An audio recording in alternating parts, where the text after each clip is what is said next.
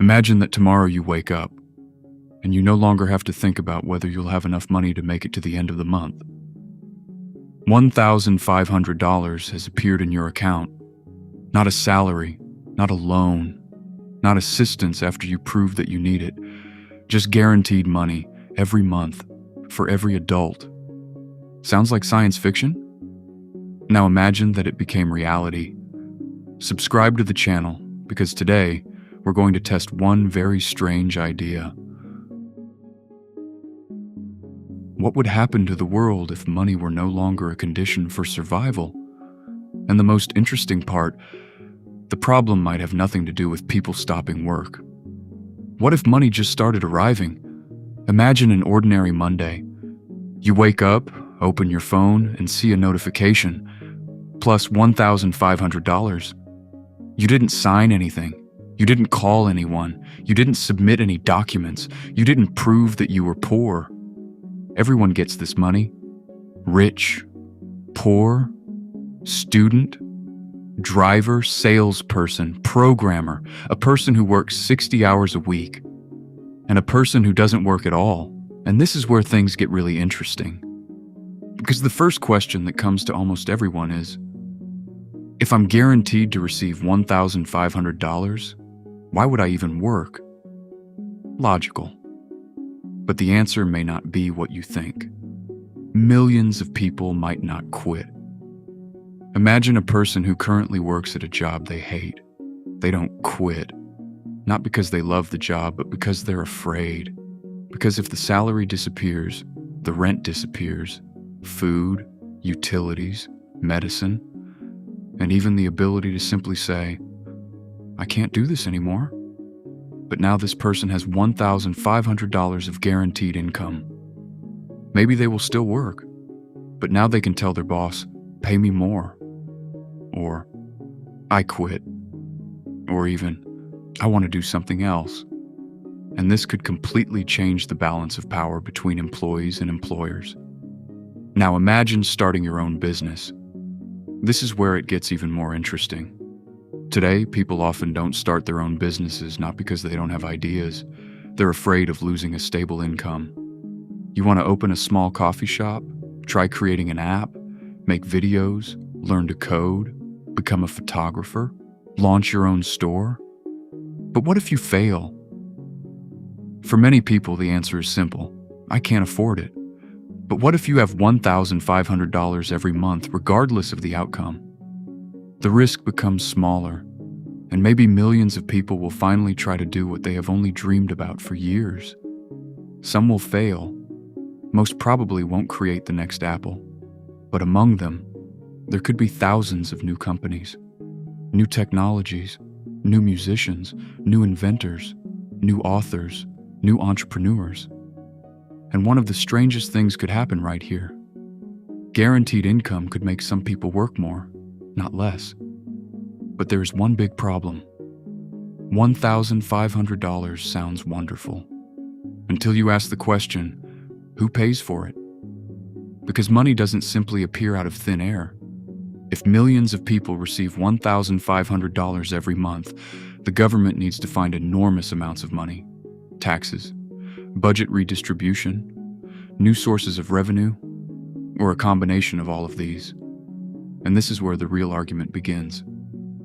A supporter will say, we're simply giving people money so they can live normally. A critic will answer, we're simply creating a system that will cost an incredible amount of money. And both of them may be right. What will happen to prices? Now imagine something more dangerous. Millions of people suddenly have extra money. They start spending more. More people are looking for apartments. More people want to buy cars. More people travel. And if the amount of goods and housing doesn't increase quickly enough, prices could start rising, especially where supply is difficult to increase quickly. Housing, for example.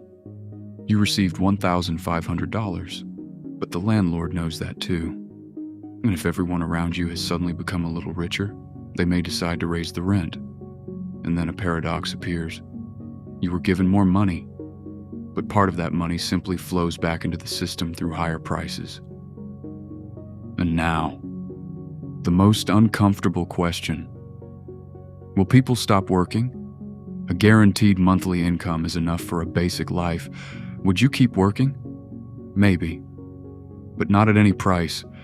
If a job pays you $1,700 but requires 50 hours a week, constant stress, and 3 hours of commuting, is it worth it? Maybe you'll say, no. And this could force employers to change. Unpleasant jobs would have to pay more. Working conditions could become more comfortable. Companies would have to compete not only with salaries, but also with how they treat people. And suddenly, a person gets something they often don't have today: the ability to say no. But there is another side. Not every profession can simply be made pleasant. Someone has to clean. Someone has to work at night. Someone repairs sewage systems. Someone works in manufacturing. Someone delivers food in the rain. If people are no longer forced to accept just any job, these professions could become much more expensive. And that means $1,500 could change not only people's lives, it could change the price of labor itself. And here, a strange effect appears. Imagine that the hardest jobs suddenly become very well paid because the company simply can't find people. Warehouse work, $4,000. Night shift, $5,000. Dangerous work, even more. And a job that can be done remotely from a laptop? Maybe, on the contrary, it becomes cheaper. Why? Because people are no longer willing to work simply for the sake of survival. And the market starts saying, how much do you need to pay for someone to voluntarily agree to do this? What will happen to creativity? This is where the experiment becomes almost science fiction. In a world without basic income, a person may have a brilliant idea, but they can't pursue it because they have to pay for life, so they go to work. 10 years later, they forget about their idea. Now imagine another person. They're 22. They receive $1,500. It's not enough for a luxurious life, but it's enough not to panic every day. They learn. Create music, write a book, create a channel, and suddenly, 5 years later, they create something that changes the lives of millions of people. Maybe this is the most underestimated part of the basic income idea. You're not just buying people money, you're buying them time. Now imagine the world. 10 years from now, basic income has existed for 10 years. People are used to it. Children grow up in a world where they know, I won't starve if something doesn't work out. And this could change our entire attitude toward risk. Maybe people will change careers more often, learn more often, start businesses more often, but maybe some people will simply stop working, and that is also reality. For someone, $1,500 will be enough. Someone will decide to live as simply as possible, work a few hours a week, and spend the rest of their time with family, traveling, playing video games, exercising, or simply doing nothing. And here society will face a very strange question. If a person can survive without working, do they have the right to simply not work? Maybe we've misunderstood work.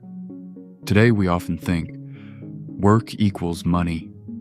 But what happens if money is no longer the only reason to work? Maybe people will start working because of curiosity, because of status, because they want to create something important, because of social interaction, because of ambition. Or maybe we'll discover that an enormous number of people worked simply because they had no other choice. And this could be the most shocking result of such an experiment. Now let's go back to $1,500. Does it sound like a lot? For one person, maybe. For a government, that's a completely different story. If such a system costs hundreds of billions or even trillions of dollars, it has to be funded. And that's why universal basic income is not a magic button. It is a massive economic experiment.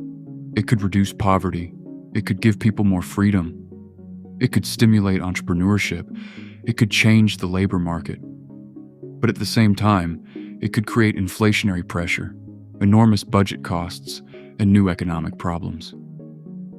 So the question isn't simply, can we give everyone $1,500? The question is much more complicated.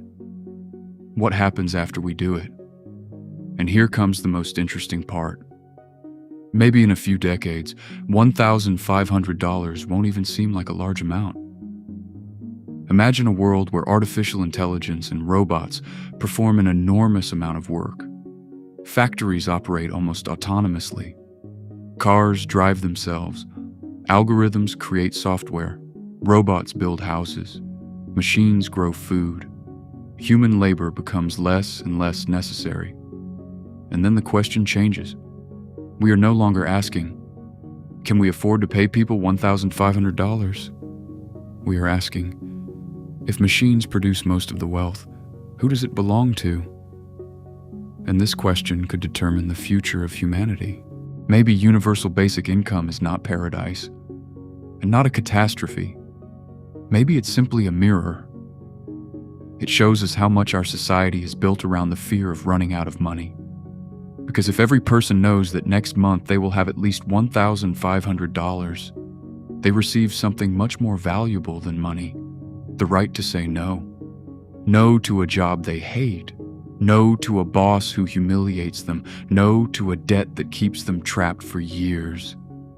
But along with this freedom comes enormous responsibility. How much does such a system cost? Will prices rise? Will people remain motivated? And most importantly, what happens to humanity when survival is no longer the main reason to work? Maybe we will become freer, maybe lazier, maybe more inventive. Write in the comments. Would you continue working if you were guaranteed to receive $1,500 every month? And if you enjoy these experiments with the future, subscribe to the channel and leave a like, because next time, we might imagine a world where robots have taken almost all the jobs.